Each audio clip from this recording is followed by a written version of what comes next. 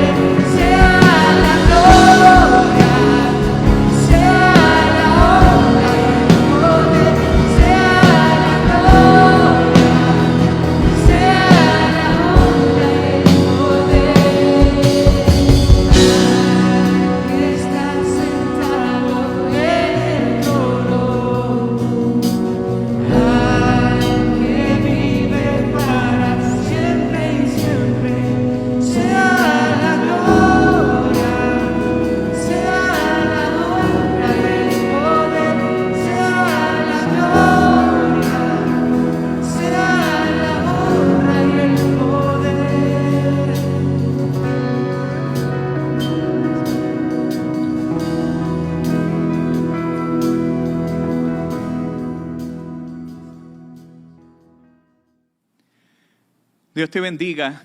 Me gustaría que por favor busques junto conmigo en el Evangelio de Marcos, capítulo 10, los versículos del 17 al 22.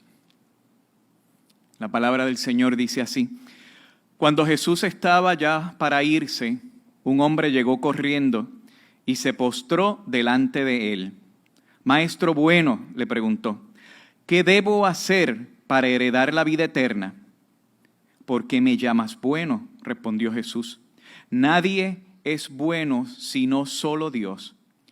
Ya sabes los mandamientos: no mates, no cometas adulterio, no robes, no presentes falsos testimonios, no defraudes, honra a tu padre y a tu madre. Maestro, dijo el hombre, todo eso lo he cumplido desde que era joven. Jesús lo miró con amor y añadió: solo una cosa te falta. Anda, vende todo lo que tienes y dáselo a los pobres, y tendrás tesoros en el cielo. Luego ven y sígueme. Al oír esto, el hombre se desanimó y se fue triste, porque tenía muchas riquezas.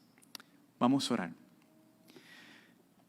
Señor, te damos gracias por tu palabra, te damos gracias por tu evangelio, te damos gracias por lo que tú has hecho por nosotros, por la obra de la cruz, por el perdón de nuestros pecados, por darnos tu justicia para poder llegar y estar delante de Dios, no por nuestros méritos, sino por los méritos de Jesús. Y pedimos que en esta mañana, Señor, tú nos hables al corazón, que tú ministres a nuestras vidas, que tú hables a lo más profundo de nuestro ser. Pero, Señor, necesitamos que sean tus palabras.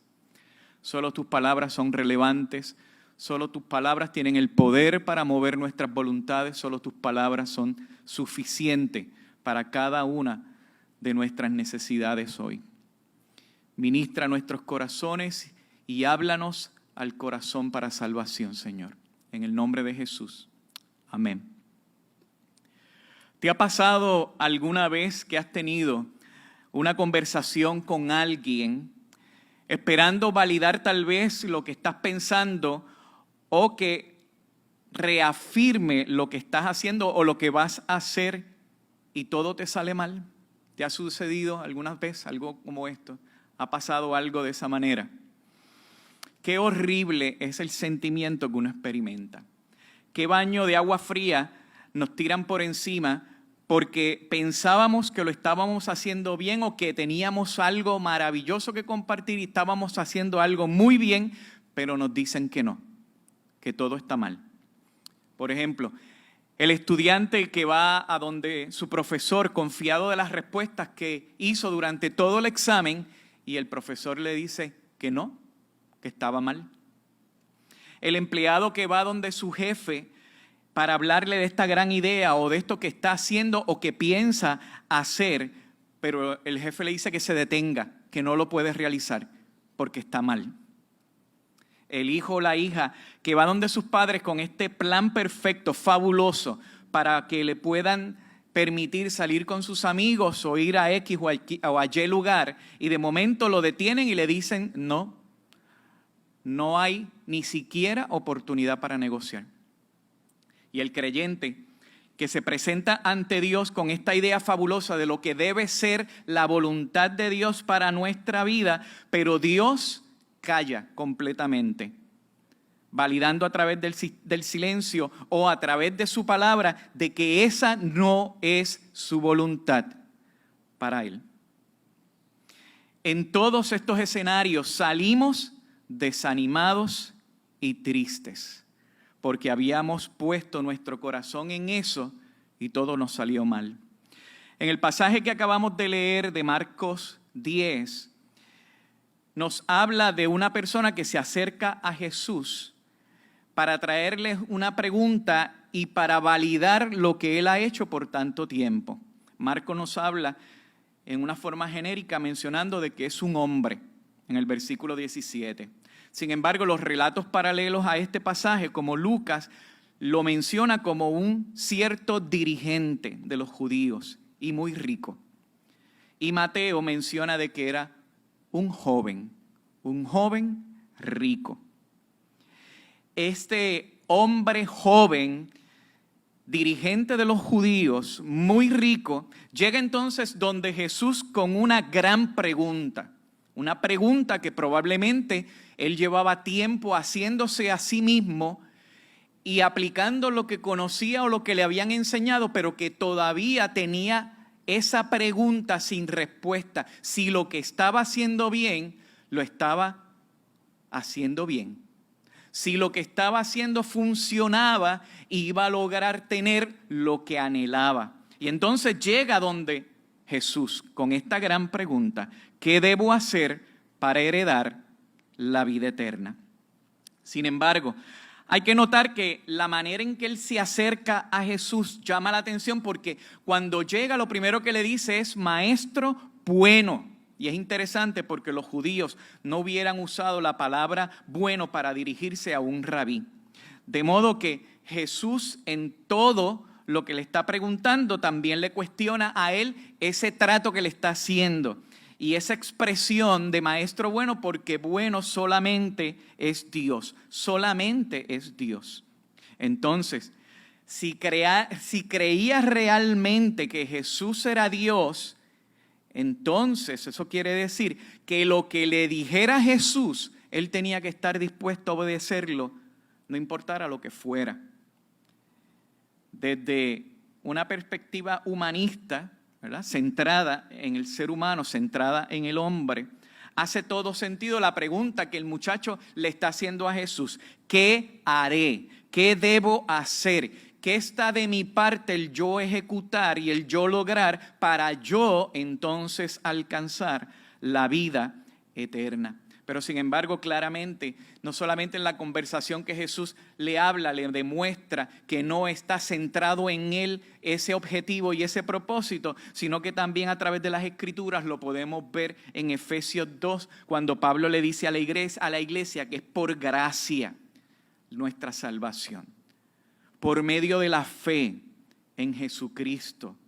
Y todo esto es un don de Dios, es un regalo de Dios para nosotros. Nada tiene que hacer, nada tiene que lograr. La pregunta está partiendo de una premisa: algo yo voy a hacer, por lo tanto hay una consecuencia, algo yo voy a recibir. Pero el Evangelio trata totalmente diferente este asunto. El Evangelio lo que donde muestra que es la historia de lo que Dios hizo por nosotros para que nosotros pudiéramos tener la vida eterna. Pero aquel joven, llegando ante Jesús, reconociendo lo bueno, aunque no necesariamente reconociendo lo bueno como si él fuera Dios, sí reconocía que Jesús tenía algo diferente, por lo cual esa respuesta tal vez tenía una solución para él, porque él podía darle algo que él no tenía. Lo confronta con una realidad. Y ante una pregunta muy honesta que hace este joven, Jesús entonces le da una respuesta muy honesta. Y en el versículo 19, Jesús le dice: ¿por qué me llamas bueno? Respondió Jesús: nadie es bueno sino solo Dios. Jesús le dice al joven: nadie es tan bueno como para merecer la salvación, porque la medida o el estándar de esa bondad o de lo bueno que tiene que ser la persona es Dios. Y ahí Jesús está subiendo ese estándar, demostrando claramente de que no hay nadie suficientemente bueno que por ser bueno o por tener buenas intenciones, un buen corazón o por ser buena gente, sea merecedor de poder recibir la vida eterna. Pero le contesta entonces en ese versículo 19, haciéndole referencia a los mandamientos, y le dice: nadie puede salvarse simplemente haciendo la ley. Gálatas, le escribe Pablo en el capítulo 3 de los Gálatas y le dice: si la ley dada pudiera vivificar, la justicia fuera verdaderamente por la ley.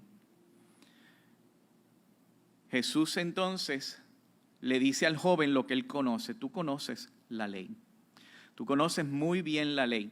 Y le empieza a decir las cosas que la ley él debe hacer o él debe lograr. Y Jesús entonces confronta a este muchacho con la realidad de que hay un obstáculo, no solamente en el ejecutar a través de la ley, sino que hay algo todavía que es el pecado que todavía está ahí. Romanos 3:20 dice, por la obra de la ley ningún ser humano será justificado delante de él, porque por medio de la ley es el conocimiento del pecado. Y entonces Jesús lo que le empieza a mostrar a él es que a través de esta conversación no lo está llevando a simplemente contestarle la pregunta y ya se acabó, sino que lo quiere llevar a la raíz de todo el problema. No es el entender cómo lo que está haciendo lo lleva a tener la vida eterna. Es que el joven puede entender que tiene un problema todavía mucho más grande que el ejecutar la ley, que es el pecado que hay en él. El joven, desde muy pequeño, desde muy joven, tomaba la atención hacia la ley desde su juventud y claramente muestra que él estaba entonces seguro de la salvación porque él estaba simplemente confiando en lo que él había hecho o lo que estaba haciendo y que eso que estaba haciendo, por lo tanto, tenía que haber una consecuencia, que era alcanzar la vida eterna. Entonces, interesantemente, Jesús empieza a enumerar los mandamientos y las cosas que él tiene que realizar para que, como diciéndole estas cosas, tú las estás haciendo, y le empieza a mencionar y le dice, no mates, no cometas adulterio, no robes, no prestes falsos testimonios, no defraudes, honra a tu padre y a tu madre. Y cuando el joven empieza a escuchar esas palabras, entonces yo supongo, porque yo lo haría, estaría muy contento, estaría feliz porque está diciéndole las cosas que él desde muy joven estaba realizando y estaba logrando. Por lo tanto, la cosa va muy bien. Algo estoy haciendo que voy a entonces obtener lo que anhelo, que es la vida eterna. Pues voy por buen camino. Pero Jesús quiere enfocarse todavía mucho más, no en lo que estás haciendo, lo que debes hacer, es el obstáculo principal que tienes, y ese obstáculo es el pecado. Jesús, sin embargo, cuando empieza a hacer esta cita de la ley moral de Dios o los mandamientos de Dios, Él no entra en los deberes que el ser humano, cada uno de nosotros, tenemos que tener con Dios. Por ejemplo, Él no le dice, no tengas otros dioses además de mí, no te hagas ningún ídolo, no le está hablando sobre no uses el nombre de Dios en vano, etcétera, sino que se está enfocando en esas actividades que van relacionadas a la relación con los seres humanos. Pero que Jesús tiene un propósito, y es que Jesús tiene el propósito de llevarlo a la realidad de lo que el joven no podía lograr ni podía quitar, y era el peso de pecado que había en él. Hasta aquí, desde la perspectiva del joven, como te mencioné ahorita, todo va muy bien. Parece que las cosas van por buen camino, pero no se está dando cuenta que se empieza a complicar todo ya en los versículos del 20 al 22. Ya empieza el tono de la conversación a cambiar y lo que parecía que era algo muy fácil y que iba a tener una respuesta directa y que iba a validar lo que estoy haciendo y que iba a demostrar que yo sí soy merecedor entonces de esa vida eterna, todo empieza a cambiar. En el 20 él dice, todo esto lo he guardado desde mi juventud. O sea, que lo que me estás diciendo lo estoy haciendo, pues vamos bien. Pero aquí en el versículo 21 es donde empieza a cambiar la dinámica de la conversación y ahora empieza a mostrarse ese sentimiento de defraudarse en todo lo que le está buscando porque se da cuenta que le falta algo. Jesús le dice, te falta algo. Esas palabras yo supongo que tuvieron que haber sido ese baño de agua fría que tuvo que haber recibido ese joven, porque luego de escuchar que hagas esto, aquello, lo otro, no mates, no cometas adulterio, no robes, etcétera, etcétera, etcétera, y haz el cumplimiento de la ley, pues todo está bien, vamos bien. Pero cuando Jesús le dice, falta algo, ahí entonces tuvo que haber sido el cubo de agua fría que no esperaba recibir la noticia porque para él todo andaba bien. Jesús le dice, anda, vende todo lo que tienes y dalo a los pobres. En este punto, la conversación cambió. En este punto, todo cambió desde la perspectiva de este joven. Porque dice, él, afligido por estas palabras, se fue muy triste.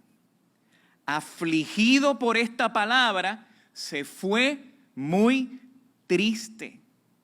Marcos, previamente en el capítulo 4 de este mismo evangelio, él empieza a hablar de la parábola del sembrador y los 4 tipos de terrenos que se encuentran.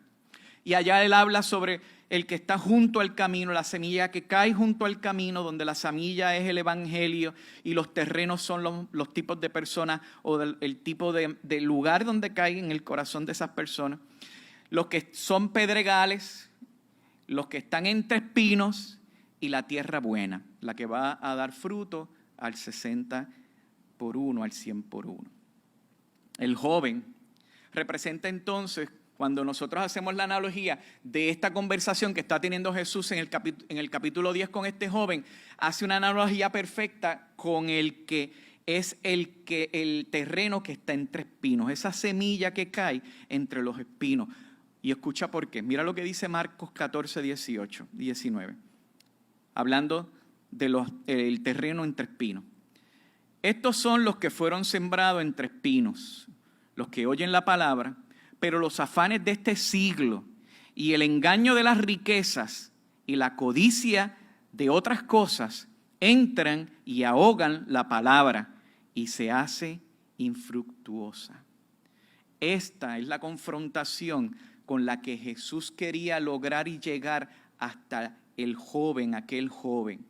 De que la situación del pecado insalvable que él no podía lograr por sí solo para alcanzar la vida eterna, de que todavía su corazón no estaba centrado en Dios, sino que estaba centrado en todo lo que poseía y en todo lo que iba a perder si hacía lo que Jesús le dijera, entonces se confronta con la gran realidad de que él no lo puede hacer solo. Él no lo puede lograr. Entonces, ahora volvemos nuevamente a la manera en cómo él llama a Jesús, maestro bueno. Y si el judío no usaba esa expresión tan coloquialmente como lo hacemos nosotros, y era más bien para referirse a Dios, y no estamos tan claros de que él le estaba diciendo a Jesús que él era Dios, entonces, si Jesús fuera Dios para él, lo que Jesús le estaba diciendo, él lo tenía que obedecer. Pero eso no es lo que sucede. Eso no es lo que sucede. Al contrario. Dice que él, afligido por esta palabra, se fue muy triste. Ahora yo me pregunto y te pregunto a ti en esta mañana, ¿con qué Dios hoy te quiere confrontar? ¿Cuáles son las cosas de este mundo que te están ahogando la palabra de Dios en tu vida y que no te dejan seguirle libremente? No hagas como este joven que escuchó la solución a su problema, pero en vez de tomar una ejecución y responder a lo que el mismo Jesús, al maestro bueno que él reconoció que le estaba dando la solución, y decide irse, no hagas tú de esa misma manera. No hagas como el joven que se fue afligido, sino ven a los pies de Cristo y arrepiéntete de tus pecados. En este pasaje, como conclusión de lo que acabamos de ver, nos demuestra en una forma bien vívida lo que es el evangelio. Somos más malos de lo que realmente nosotros nos creemos. Somos peores de lo que nosotros pensamos, aún de nosotros mismos.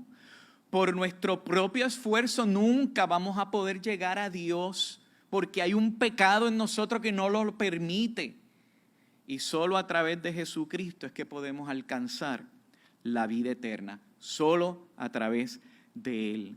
Lo que es imposible para el hombre es solo posible para Dios. Y fíjate que esa expresión que está hablando el mismo Jesús lo está haciendo en el contexto de este pasaje sobre la salvación. No hay nada más imposible para el hombre que encontrar la salvación por sus propios méritos. Es imposible, pero para Dios no, porque Dios en Jesucristo hizo la provisión y lo hizo todo para alcanzarlo.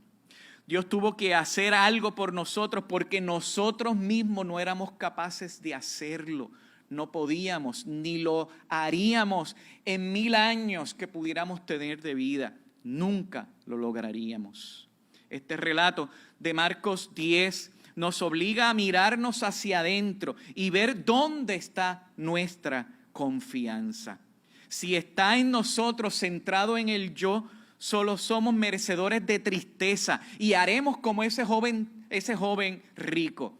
Tristemente recibiremos la palabra y nos iremos alejando de Dios.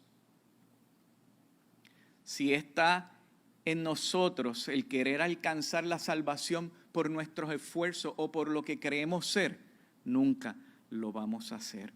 Pero si está en Cristo Jesús, realmente la respuesta de aquel joven es que heredaremos la vida eterna. Cuando fue a enterrarse el emperador Carlomagno para los años 800, cuando él muere, el cortejo fúnebre llega hasta la catedral, donde sorpresivamente a la puerta de la catedral se encontraba el obispo. Y el obispo hace una pregunta: ¿quién viene? Carlomagno, contestan los heraldos del emperador: Carlomagno, señor y rey del Santo Imperio Romano. Y responde el obispo: a él no lo conozco. ¿Quién viene?, pregunta por segunda vez el obispo. Los heraldos entonces cambian la respuesta y dice: Carlos el Grande, un hombre bueno y honesto en la tierra. A respuesta del obispo dice: a él no sé quién es. ¿Quién viene?, pregunta entonces por tercera vez el obispo. Y ya los heraldos, arropados por la humildad y por el entender de que no era digno de entrar a aquel lugar, simplemente contestan: Carlos, un pobre pecador que implora la misericordia de Cristo. Responde el obispo: a él sí lo conozco, pueden entrar. Tal vez tú has sido como este joven del relato bíblico que acabamos de ver en Marcos 10.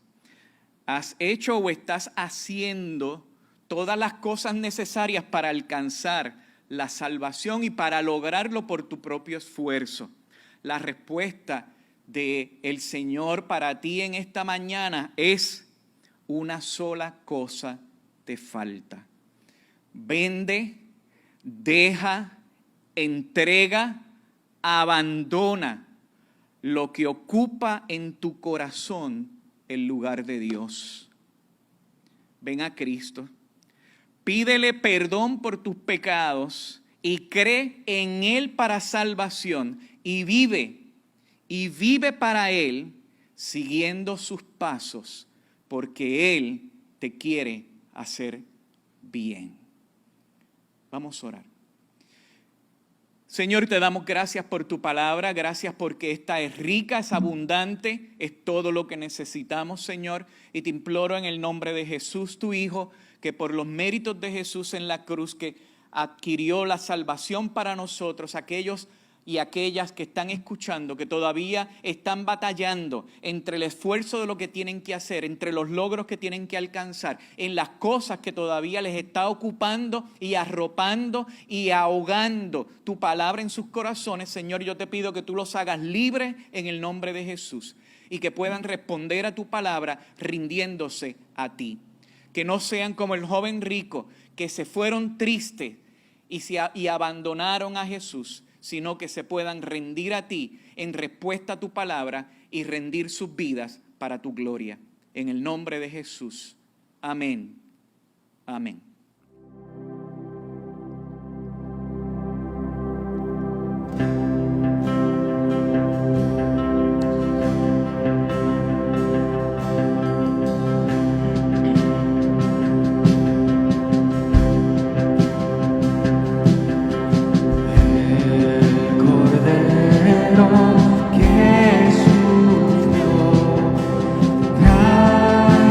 Traicionado fue.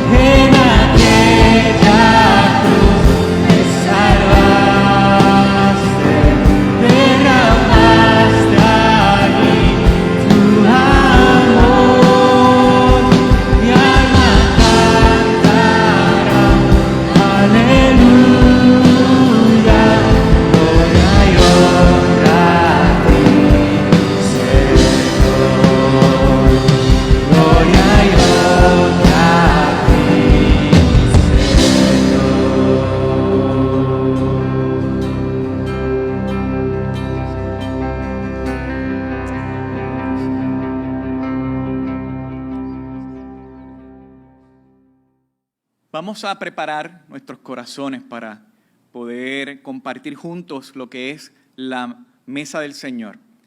Un evento que para nosotros la iglesia es tan representativo, tan importante, y como ya habíamos dicho en otra ocasión, que nunca debemos olvidar y que estamos llamados a siempre recordar. Así que vamos a orar. Señor, estamos en tu presencia reconociendo a través de este acto de tu cena lo que tú hiciste a nuestro favor. Nos das la oportunidad de mirar hacia el pasado de la cruz en este presente que estamos viviendo, salvados, redimidos por tu sangre. Y nos ayudas a poder contemplar ese futuro prometido de vida eterna que tú nos darás cuando estemos en tu presencia. Señor, queremos honrarte a través de este acto y queremos que podamos llegar a tu mesa limpios, poder llegar a tu mesa adecuadamente. Y es por eso que pedimos que tú examines nuestros corazones, mira nuestra vida, mira nuestra conducta, nuestros pensamientos. Señor, si te hemos fallado, pedimos perdón, perdona nuestros pecados, que podamos llegar libremente y como tú eres el que nos llamas a tu mesa, nosotros podamos llegar y acercarnos para adorarte y para bendecir tu nombre, Señor, por lo que tú alcanzaste a nuestro favor, aun cuando nosotros no lo merecíamos. En el nombre de Jesús. Amén. Hace 700 años atrás, antes del evento de la cruz, ya Isaías el profeta había comenzado a describir a ese siervo sufriente que iba a hacer un sacrificio extraordinario por algo que tal vez en ese momento todavía ellos no eran capaces de entender y comprender, pero que tú y yo sabemos que fue Jesús. Mira lo que dice Isaías 53. Despreciado y rechazado por los hombres, varón de dolores, hecho para el sufrimiento. Todos evitaban mirarlo. Fue despreciado y no lo estimamos. Ciertamente Él cargó con nuestras enfermedades y soportó nuestros dolores. Pero nosotros le consideramos herido, golpeado por Dios y humillado. Él fue traspasado por nuestras rebeliones y molido por nuestras iniquidades. Sobre Él recayó el castigo, precio de nuestra paz, y gracias a sus heridas fuimos sanados. Todos abandonamos, perdidos como ovejas, cada uno seguía su propio camino, pero el Señor hizo recaer sobre Él la iniquidad de todos nosotros. Maltratado y humillado, ni siquiera abrió su boca. Como cordero fue llevado al matadero, como oveja enmudeció ante su trasquilador, ni siquiera abrió su boca.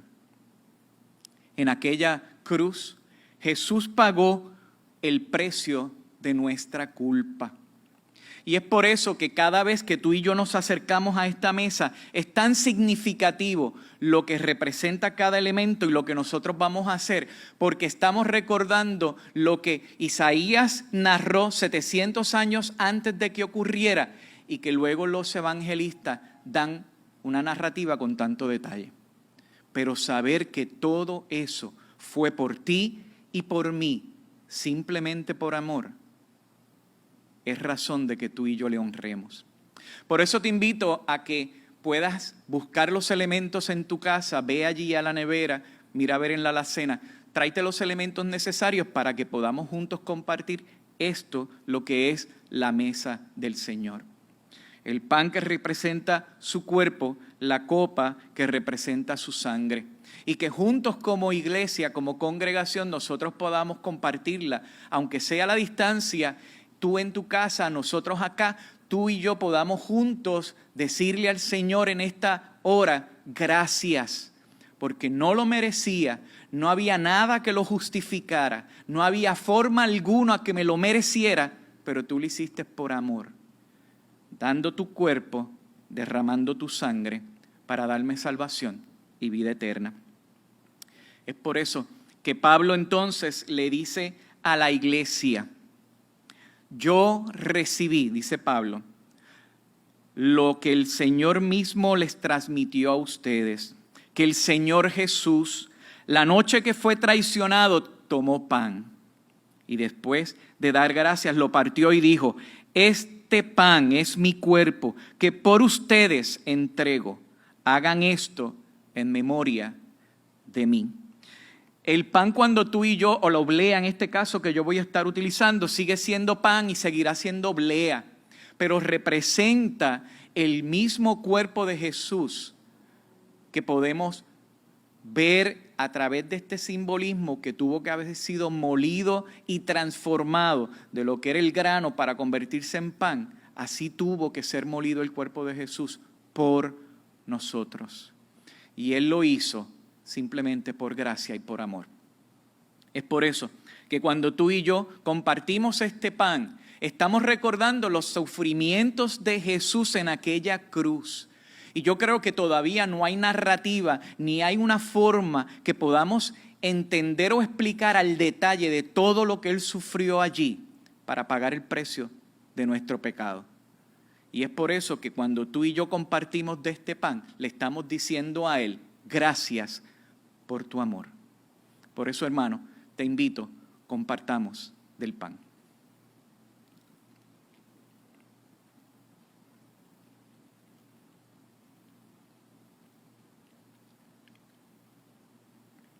Gracias, Señor. Gracias. De la misma manera, sigue diciendo Pablo, después de cenar tomó la copa y dijo, esta copa es el nuevo pacto en mi sangre, hagan esto cada vez que la beban en memoria de mí. Porque cada vez que comen este pan y beben esta copa, proclaman la muerte del Señor hasta que Él venga. Tú y yo estamos proclamando la muerte del Señor, pero una muerte con significado y con causa. Y ese se llamas tú y me llamo yo. A través de esa sangre derramada en aquella cruz, ya el Señor no iba a pasar por alto los pecados del pueblo, sino que estaba viendo la sangre perfecta, el sacrificio perfecto, el cordero perfecto, derramando la sangre por los pecados nuestros. Es por eso que esta copa, que seguirá siendo copa y no va a cambiar en su sustancia y se mantendrá siendo jugo de uva, seguirá proclamando y sigue teniendo el simbolismo de esa sangre derramada para limpiar nuestro pecado. No había ninguna otra forma que se pudiera lograr que no fuera de esa manera. Tú y yo no éramos suficientemente buenos como para pagar por nuestros pecados. Tú y yo no éramos suficientemente santos para lograrlo. Tú y yo éramos incapaces. Pero Él en aquella cruz derramó hasta la última gota para limpiar nuestros pecados. El centurión, cuando vio la manera en que Jesús murió y la forma en que expresó que la deuda había sido pagada y saldada con ese grito de victoria que proclama desde la cruz, dijo, ciertamente este es el Hijo de Dios. Y eso es lo que tú y yo estamos acercándonos con estos símbolos y con la copa le estamos diciendo, Señor, gracias por tu sangre derramada a nuestro favor y por el perdón de nuestros pecados. Compartamos de la copa, hermano.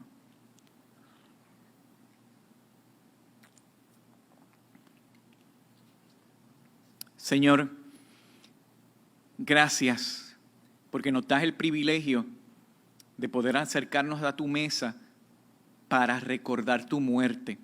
No con tristeza y dolor, con pena y sacrificio, sino con esperanza de que todo ha sido cumplido, de que tú lo hiciste todo perfecto. Ya no tenemos que añadir nada, no tenemos que hacer nada más, simplemente creer a ti y vivir para ti. Señor, gracias porque también nos das el privilegio de poder mirar hacia un futuro donde nos encontraremos contigo y experimentaremos esa gloria bendita que tú tienes deparada para cada uno de nosotros. Sea porque tú nos llames, Señor, a tu presencia, o sea porque tú vengas a levantar a tu iglesia. Ayúdanos a estar preparados. Permite que nosotros como tu iglesia seamos los mejores testigos que tú tienes en este mundo. Gracias, Señor. Te adoramos y te bendecimos. Amén.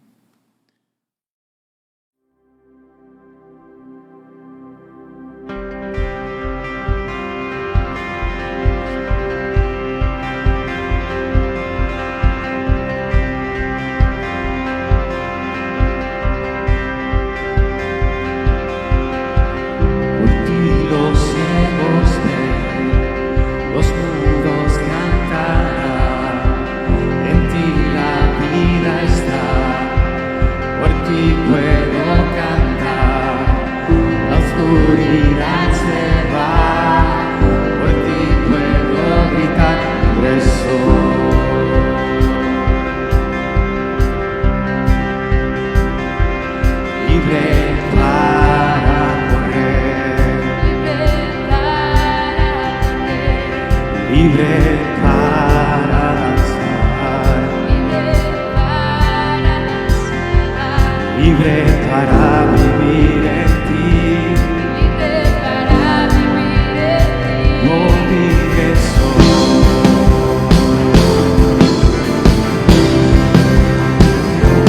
Libre para correr,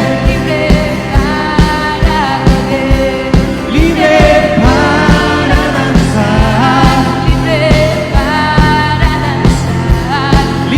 para vivir en ti, oh libre soy, libre soy. Por ti los ciegos ven, los mudos cantarán, en ti la vida está, por ti puedo cantar, la oscuridad se va, por ti puedo gritar, libre soy,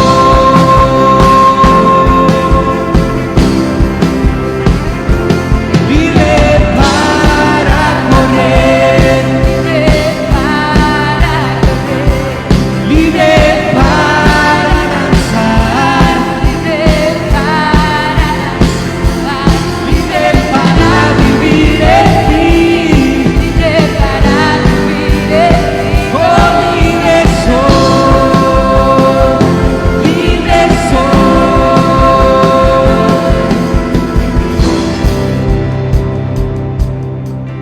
Quiero compartir contigo los anuncios de esta semana. El lunes 6 vamos a tener la reunión de las Células Unidas. Vamos a estar desde las 7:30 por Zoom, así que pendiente a través de los chats donde estamos enviando no solamente el link, sino también el password. Ese miércoles 8 vamos a tener entonces también la cápsula bíblica, va a estar siendo dada por Janfer, una cápsula bíblica que vamos a compartir la palabra del Señor. Eso va a ser a través de Facebook. El jueves, que también por Facebook, vamos a tener a las 7:30 una cápsula misionera donde vamos a tener un corto video compartiendo algo con relación a nuestros misioneros. El viernes nuestras mujeres van a estar siendo reunidas a través de Zoom también a las 7:30 y los hombres el sábado se están reuniendo ellos también a través de Zoom. Así que muy pendiente a través de las redes, a través de los chats, donde se van a estar enviando esos links y los passwords para que te puedas conectar. Así que esperamos compartir contigo a través de estas plataformas. Queremos verte y queremos compartir contigo. Dios te bendiga.